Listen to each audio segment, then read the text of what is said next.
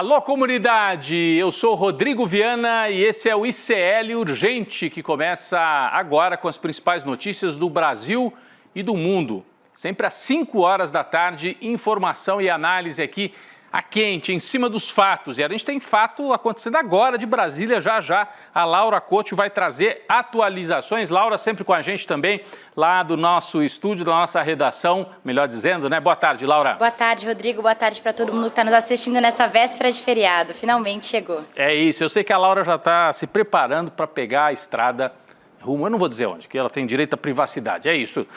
Escuta, boa tarde para você que mora nesse país em que o ex-presidente, que se dizia inimigo do sistema, tenta se aproximar cada vez mais do centrão. Mas não era a turma do Bolsonaro que gritava, se gritar, pega centrão, não fica um, meu irmão. E agora está o Bolsonaro dando medalha de imbrochável, incomível para o Gilberto Kassab. Impressionante. O que o medo da prisão não faz, né? Mas é uma união aí, uma tentativa de união, né, entre Kassab e Bolsonaro, entre o centrão e a extrema-direita. A nossa chamada hoje é exatamente essa: amigos do peito e amigos para o pleito de 2026. Daqui a pouco a gente volta a esses temas aqui da política brasileira importantes na véspera desse feriadão. Mas nós vamos abrir o programa hoje com uma notícia quente que vem do hemisfério norte. Trump pode entrar na guerra contra o Irã, colocar os Estados Unidos, já estão, né, apoiando Israel, mas colocar diretamente os Estados Unidos nesta guerra. Hoje, o presidente dos Estados Unidos fez um pronunciamento dizendo que, abre aspas, é tarde demais, o Irã deveria ter negociado antes, a paciência acabou. E essa frase, a paciência acabou, está rodando aí o mundo, né? CNN, as agências internacionais, como se o Trump fosse, ele acha que ele é o dono do mundo. Sabe, parece assim o pai falando com o filho pequeno, ó, a paciência acabou, hein? E não um presidente de um país falando com liderança de um outro país autônomo.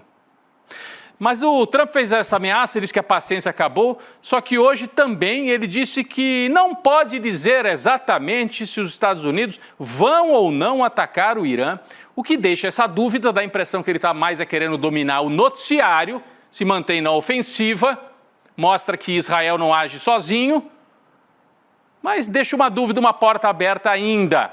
Trump vai ou não entrar de cabeça na guerra? Laura Couto tem mais informações sobre isso. Laura. Rodrigo, há vários sinais de que o Trump está inclinado a entrar no conflito, mas ele trata isso como se declarar uma guerra fosse algo trivial. Na manhã de terça-feira, por exemplo, o Trump disse a repórteres a bordo do Air Force One que não está muito afim de negociar com o Irã e que ainda espera que as próximas 48 horas revelem mais sobre se Israel vai frear ou acelerar os ataques ao Irã. O Trump disse o seguinte, abre aspas, vocês vão descobrir, ninguém diminuiu o ritmo até agora. Ele acha que está jogando aquele jogo de tabuleiro war, né, Rodrigo? Só pode. Agora, do outro lado, o líder supremo do Irã, o Ayatollah Ali Khamenei, ele finalmente se pronunciou sobre as ameaças do Trump. A gente tem aí na tela, as falas foram retiradas de um pronunciamento televisionado nesta quarta-feira, hoje, e postadas no perfil dele no X. Vamos começar pela primeira? Ele diz o seguinte, a entrada do ZEUA nessa questão, a guerra, é 100% em seu próprio prejuízo. O dano que sofrerá será muito maior do que qualquer dano que o Irã possa enfrentar. Depois ele diz, o dano que os ZEUA sofrerão será definitivamente, irreparável se eles entrarem militarmente nesse conflito. O Ayatollah Ali Khamenei também respondeu à ameaça de rendição incondicional do Trump. Vamos ver. Ele disse, o presidente do ZEUA nos ameaça, com sua retórica absurda, ele exige que o povo iraniano se renda a ele. Eles deveriam fazer ameaças contra aqueles que têm medo de serem ameaçados. A nação iraniana não se assusta com tais ameaças. Rodrigo? Pois é, lá do começo da sua fala, Laura, eu destaco essa frase do Trump, né? Ele disse dentro do avião, eu não estou muito afim de negociar, como se fosse assim trivial, não estou afim, amanhã talvez eu esteja afim, vamos ver como é que fica outro dia, enfim, é uma maneira realmente de lidar com a guerra como se fosse algo completamente trivial. Bom, o mundo inteiro está de olho nesta ameaça, obviamente. O vice-ministro das Relações Exteriores da Rússia, olha só, é a Rússia se manifestando agora. O vice-ministro Sergei Ryabkov alertou hoje que a ajuda militar direta dos Estados Unidos para Israel desestabilizaria radicalmente a região. Então é o aviso da Rússia. Estados Unidos, não entrem na guerra, porque nós podemos entrar do outro lado. O vice-ministro afirmou que a própria Rússia alerta os Estados Unidos a não fornecer esse tipo de assistência a Israel. Israel quer as bombas especiais dos Estados Unidos capazes de perfurar o solo, porque daí atingiriam as instalações nucleares do Irã. É esse o objetivo do governo israelense, pedindo a entrada direta dos Estados Unidos.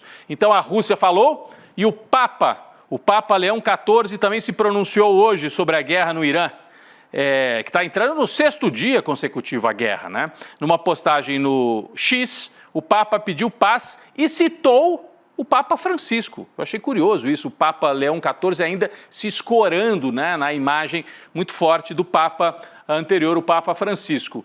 Disse Leão XIV, em nome da dignidade humana e do direito internacional, repito aos que ocupam cargos de responsabilidade o que o Papa Francisco costumava dizer: a guerra é sempre uma derrota.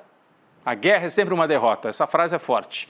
E com o Papa Pio XII, ele relembra um Papa do século passado. Nada se perde com a paz, tudo se perde com a guerra. Quem se pronunciou também hoje foi o Itamaraty, Ministério das Relações Exteriores do Brasil, confirmou que o último grupo de políticos brasileiros, uns fanfarrões, né, que vão fazer turismo de guerra, turismo de segurança pública, turismo religioso, seja o que for, num país que está massacrando os palestinos em Gaza, eles vão lá passear. E aí, o último grupo de políticos brasileiros que estava em Israel conseguiu deixar o país novamente pela fronteira da Jordânia. O primeiro grupo já tinha saído pela fronteira da Jordânia. Segundo a embaixada israelense, as 28 pessoas receberam autorização das IDF, as Forças de Defesa de Israel, para ir até o país vizinho, até a Jordânia, de onde vão embarcar em voos para o Brasil. Então é a ofensiva do Trump contra o Irã, e tem uma outra ofensiva trumpista que é muito preocupante, e essa diz respeito diretamente ao Estado brasileiro, às autoridades brasileiras, ao Brasil, ao nosso país. A ofensiva do governo trumpista contra o ministro do Supremo Tribunal Federal, Alexandre de Moraes, ganhou mais um capítulo hoje. Um tribunal da Flórida expediu uma nova citação contra Moraes após um pedido das empresas Trump Media e outra empresa aqui, a empresa de vídeos Rumble. A plataforma Rumble. Veja só, é a Trump Media, é a empresa do presidente da República ao lado da Rumble, peticionaram o Tribunal da Flórida. Elas acusam, essas duas companhias, acusam Alexandre de Moraes de censurar conteúdos publicados por essas redes no Brasil. Um trecho da citação diz o seguinte: Rumble e Trump Media buscam conjuntamente uma decisão judicial que declare as ordens de mordaça, é assim que eles chamam, as ordens de mordaça do ministro Moraes inexequíveis nos Estados Unidos, ou seja, não poderiam ser tomadas, né? Não poderiam ter sequência lá nos Estados Unidos. Laura Couto tem mais informação sobre isso, esse ataque direto ao Alexandre de Moraes. Laura. Rodrigo, com a notificação, o ministro Alexandre de Moraes agora tem um prazo de 21 dias para apresentar uma resposta formal a essa ação penal, apresentar uma petição para contestar o processo, conforme as regras estabelecidas pelas normas processuais dos Estados Unidos. A Rumble e a Trump Media alegam que o Moraes violou a primeira emenda da Constituição americana, que garante a liberdade de expressão, quando ele ordenou a remoção de contas de influenciadores brasileiros de direita na plataforma, como Alan dos Santos, e por outras supostas tentativas de censura. As empresas Trump Media e Rumble pedem indenização por supostos prejuízos à reputação, perda de receita e oportunidades de negócio. Rodrigo. Presta atenção, Laura. Presta atenção. Você leu aqui que eles estão alegando que o Moraes violou a primeira emenda da Constituição americana. Gente, como é que a primeira emenda vale lá nos Estados Unidos, não vale aqui no Brasil, apesar de ter gente nos bolsonaristas que acha que vale. A primeira emenda lá dos Estados Unidos vale para eles. Alexandre de Moraes tomou decisões relativas ao Brasil. Estas empresas têm sede lá nos Estados Unidos, muito bem, mas se elas querem operar aqui, se elas querem fazer circular mensagem do Brasil, elas têm que seguir as normas brasileiras, não tem nada de primeira emenda. Primeira emenda é que o Trump use lá, do jeito que ele quiser. O Brasil é um país autônomo. Isso é um escárnio, mas é uma forma de pressão. É uma forma de pressão, de tentar fazer com que o Alexandre de Moraes recue. E ele não vai recuar, a gente sabe. Mas talvez outros ministros do Supremo fiquem com medo, outras autoridades, né? Bom, além disso, a petição apresentada nesse tribunal da Flórida, na petição, as empresas acusam Moraes de perseguir politicamente opositores e citam nominalmente Eduardo Bolsonaro como vítima de perseguição e o blogueiro bolsonarista, o extremista de direita Alan dos Santos. São citados como exemplos do que eles classificam como abuso de autoridade por parte do ministro brasileiro, porque, no caso do Alan dos Santos, ele está respondendo por participar de um esquema de fake news, né? E aí o sistema judicial norte-americano vai dar guarida para essa gente? Essas empresas de mídia estão jogando o jogo trumpista e o jogo bolsonarista. É muito grave essa ameaça ao STF. Falando em STF, Laura Couto tem informação urgente de agora há pouquinho, né, Laura? Quarta-feira, vamos lá. Rodrigo, notícia urgente. O ministro Alexandre de Moraes derrubou agora há pouco o sigilo do inquérito da BIM Paralela, tornando disponível a investigação da Polícia Federal. Ao todo, o inquérito tem 1.125 páginas. Segundo o Supremo, a decisão foi tomada depois da constatação de que parte do relatório vazou para a imprensa. A investigação da PF começou em 14 de março de 2023 e em 12 de junho de 2025, essa semana, a PF encaminhou o relatório final da investigação para o STF. Rodrigo. Então é importantíssimo aí a nossa equipe de olho em cima da notícia, né? Não é o caso do golpe de Estado, é o caso da BIM Paralela. O caso de golpe de Estado, nesse caso, já tem réus, aí mais de 30, inclusive o Bolsonaro. No caso da BIM Paralela, por enquanto, é indiciamento pela polícia. E o Alexandre de Moraes, né, que é a autoridade judicial, acaba de liberar, levantou o sigilo, a gente vai ter acesso a tudo que corre neste caso. E é por isso que o Bolsonaro está buscando se esconder atrás da saia do Kassab. Porque ele sabe, o Bolsonaro, que precisa de apoio, porque vai em cana pelo caso de golpe de Estado, e esse aí da BIM Paralela é mais um caso gravíssimo. Então ele está buscando se aproximar de gente aí no sistema, como ele costumava dizer, para ver se diminui os danos aí que ele vai sofrer no judiciário. Nós vamos voltar com mais informações sobre o caso da BIM Paralela, levantado o sigilo, todos os documentos, trocas de mensagem, áudios, tudo isso daqui a pouco no N2, nossa equipe trabalhando em cima destas informações. Hoje o STF formou maioria para aprovar segurança vitalícia a ministros da Corte, depois de se aposentarem, inclusive. O pedido veio do ex-ministro Marco Aurélio. Ele se aposentou em 21, passou a ter direito a andar com segurança por 36 meses, o prazo venceu e ele está solicitando renovação, porque tem esse clima de intimidação contra ministros da Suprema Corte, inclusive ex-ministros, inclusive ele que é de direita, mais alinhado assim, às vezes até com o bolsonarismo. Laura Couto tem mais detalhes sobre isso, pedido aprovado, os ministros terão direito sempre à segurança, é isso, Laura? Isso, Rodrigo, no seu voto, o presidente do STF, Luiz Roberto Barroso, ele atendeu o pedido justificando que desde 2014 a exposição pública e os riscos que os sujeitos dos ministros, eles do STF aumentaram muito, consideravelmente. Assim, a gente vê, né, que os ministros do STF têm sido muito atacados desde 2014. O Barroso relembrou, Rodrigo, que a Corte havia aprovado a segurança do ex-ministro Marco Aurélio em 2023. O presidente do STF ainda reforçou que a motivação para aprovar por tempo indeterminado essa segurança não sofreu, de 2023 e agora, não sofreu melhor até o momento. Ao contrário, se agravou, como eu comentei, como demonstrado pelo atentado dos explosivos na sede do STF em 2024. É isso, tem vários indícios de que tem um clima ainda de, enfim, partir para cima dos ministros do STF. Eles têm que tomar cuidado. Já teve um sujeito se explodindo na frente do STF, teve plano para matar o ministro Alexandre de Moraes, segundo a Polícia Federal, isso está em julgamento lá no Supremo. Então os ministros têm que ter proteção e agora, inclusive, perseguidos judicialmente lá nos Estados Unidos por pressão da família Bolsonaro. Então o Jair Bolsonaro é réu e, ao mesmo tempo, é como se fosse assim, um bandido acusado de tráfico de drogas. Ele é réu e, ao mesmo tempo, ele põe o filho dele para ameaçar os juízes. O que você acha disso? O que você acha que devia acontecer com quem faz isso? Né? É mais ou menos nesse ponto que nós estamos hoje no Brasil. Ainda no Supremo Tribunal Federal, o ministro Alexandre de Moraes decidiu manter a cariação entre Mauro Cid, ex-ajudante de ordens, e o general Braga Neto, para a próxima terça-feira, depois do feriado, dia 24. A defesa do general, hoje cedo, tinha pedido o adiamento da audiência para sexta-feira da semana que vem, por conta de uma viagem internacional do advogado principal do Braga Neto, o Zé Luiz de Oliveira Lima, também conhecido como Juca.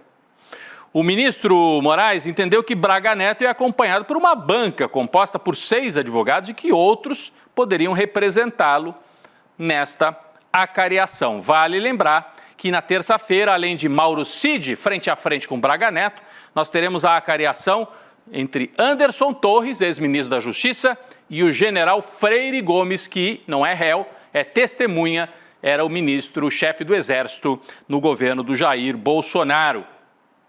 Um dado importante, ontem a nossa colega Carolina Brígido trouxe isso no N2, mas nós vamos reforçar aqui.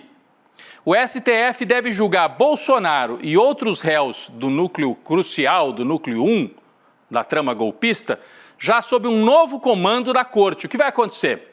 Esse julgamento deve acontecer entre setembro e outubro, e é exatamente ali que acontecem algumas trocas importantes de comando no STF. Vamos ver o que deve mudar? Vamos ver o que deve mudar? Primeiro, uma mudança na presidência do tribunal.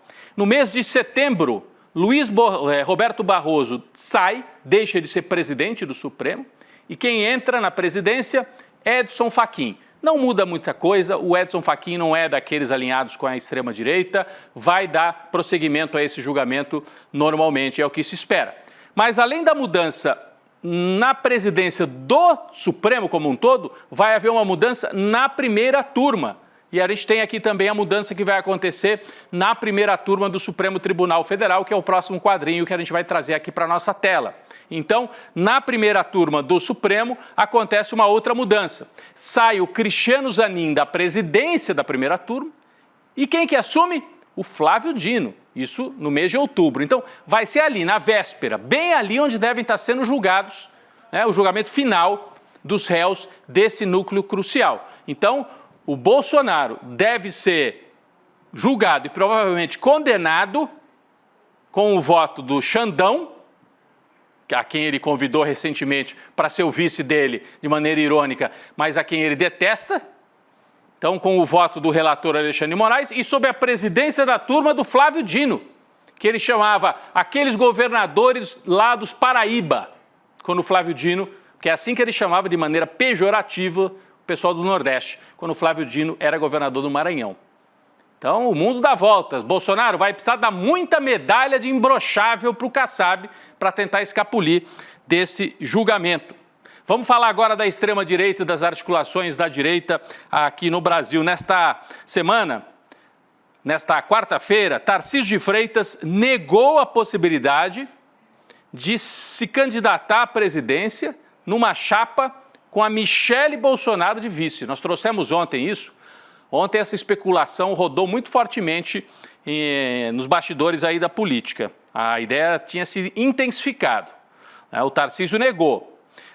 Mas por mais que ele negue a existência dessa articulação, esse é um movimento do Centrão. Esse é um movimento de tentar aproximar alguém que é visto como um moderado, ele não é, ele é um bolsonarista, mas alguém que é vendido com a imagem de moderado, dos bolsonaristas. Então ficaria o Tarcísio representando Faria Lima, os empresários, os grandes meios de comunicação, Tarcísio, e a Michele ali logo atrás, como vice. Se o Tarcísio não seguir a cartilha bolsonarista, pancada no Tarcísio. Então é uma chapa que ao mesmo tempo manteria uma espada sobre a cabeça do Tarcísio de Freitas. A Laura Couto tem mais informações sobre isso aqui. Laura. Rodrigo, mesmo negando a possibilidade de se candidatar à presidência em 2026, o Tarcísio ele sofre com uma pressão dos bolsonaristas.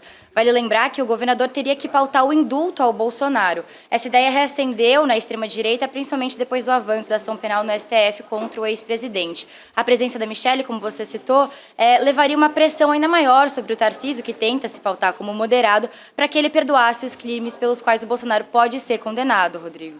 Muito bem, então nós vamos seguir acompanhando. Daqui a pouco vamos trazer mais detalhes, inclusive, sobre a entrega desta medalha do imbrochável aí, que é a tentativa de aproximação do Bolsonaro em relação ao Kassab. Mas eu queria trazer uma outra informação importante. Nós temos aqui na linha uma presença importante do deputado Paulo Pimenta, que está em Buenos Aires, porque o Partido dos Trabalhadores enviou o deputado federal Paulo Pimenta para a Argentina para participar de um ato em favor da ex-presidenta Cristina. O ato já aconteceu e eu queria primeiro agradecer o Paulo Pimenta, o deputado, e que ele nos trouxesse a importância desse ato. Eu vi as imagens, muita gente na rua. O senhor está representando o PT e o presidente Lula já assumiu também a ideia de ir até Buenos Aires para se solidarizar com a Cristina Kirchner. Obrigado, Paulo Pimenta. Olá, Rodrigo, prezados amigos e amigas. Eu estou aqui representando o Partido dos Trabalhadores, também a bancada federal do Partido dos Trabalhadores. Nós temos uma relação muito antiga com o Partido Socialista. Nós somos muito gratos a muitos segmentos da Argentina que se mobilizaram para defender a liberdade do presidente Lula. Eu mesmo estive aqui em Buenos Aires, quando da criação do Comitê Lula Livre.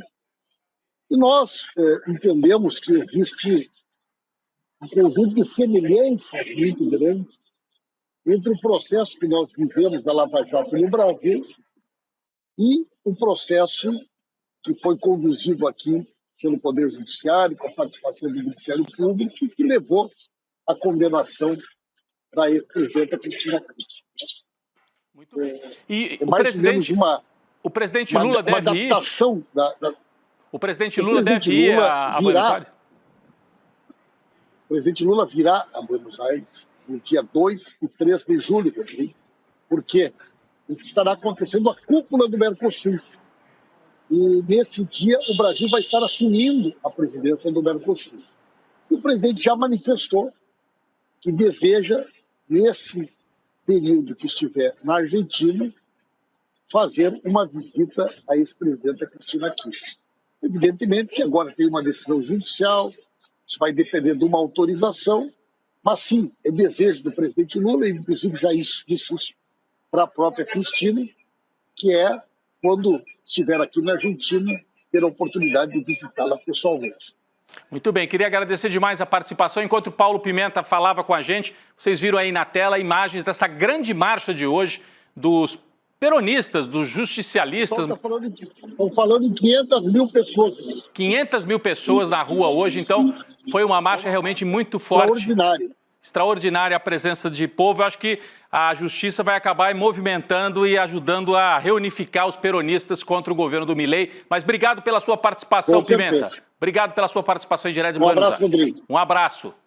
Muito bem, ao vivo com o deputado Paulo Pimenta representando o PT e anunciando a ida de Lula para se solidarizar com a Cristina Kirchner num processo que lembra muito o que o próprio Lula sofreu aqui no Brasil, e a gente lembra como várias lideranças foram a Curitiba, isso foi muito importante naquele período. Eu queria só retomar aqui, antes da entrada do Paulo Pimenta, a gente falava das movimentações na direita. Hoje o ex-presidente Bolsonaro entregou a sua infame medalha para Gilberto Kassab, aquela medalha dos 3 Is. Imbrochável, imorrível, incomível. O prêmio é reservado apenas para aliados mais próximos do Bolsonaro. Laura Cotcho, mais informações sobre isso. Rodrigo, ridícula essa medalha, né? Mas a entrega dessa medalha aconteceu em Presidente Prudente, no interior de São Paulo, onde o Bolsonaro e o Kassab participavam de uma feira internacional da cadeia produtiva de carne. Segundo interlocutores, o clima nos bastidores entre os dois era ótimo e eles chegaram até comer churrasco juntos. Quem assistiu à conversa entre os dois aposta que o PSD está tendencioso a entregar votos favoráveis ao projeto de lei da anistia do 8 de janeiro. Nos bastidores, o Kassab também trabalha para diminuir as resistências do seu nome no bolsonarismo. Rodrigo. O PSD está com uma tendência, né, nesse sentido, uma tendência de dar votos favoráveis ao projeto da lei de anistia, mas a essa altura, Laura, não é nem anistia, mas o que o Bolsonaro trabalha é para ter um presidente eleito que, né, depois da condenação dele, possa aprovar um indulto e depois enfrente o Supremo, como disse o filho Flávio Bolsonaro, inclusive pela força, se for necessário. Então, é uma movimentação para a gente ficar muito atento. Quem já ganhou essa medalha aí de imbrochável, olha só que listinha. Neymar Júnior, Javier Milei, Vítor Orbán, o extremista lá da Hungria, Ricardo Nunes, prefeito de São Paulo, e Nicolas Ferreira, condenado recentemente lá em Belo Horizonte. Só gente boa, só que não é bem assim, né? Só que não é bem assim. Pessoal, eu queria fazer um convite para vocês agora. Um convite muito especial. Vocês sabem que eu estive em Montevidéu no mês passado para acompanhar o velório do ex-presidente do Uruguai, Pepe Mujica. A gente cobriu, trouxe tudo ao vivo aqui para o ICL e ficamos lá mais alguns dias e aí trouxemos um especial, um programa especial, uma grande reportagem especial que vai ao ar hoje, o legado de Pepe Mujica. Não é? Entrevistamos ex-companheiros de luta, visitamos locais importantes lá para a vida do Mujica. Trouxe aqui um aperitivo e daqui a pouco a gente fala mais sobre esse especial que vai ao ar hoje, às 7 horas da noite aqui no ICL. Mas vamos assistir só um aperitivo aqui desse especial.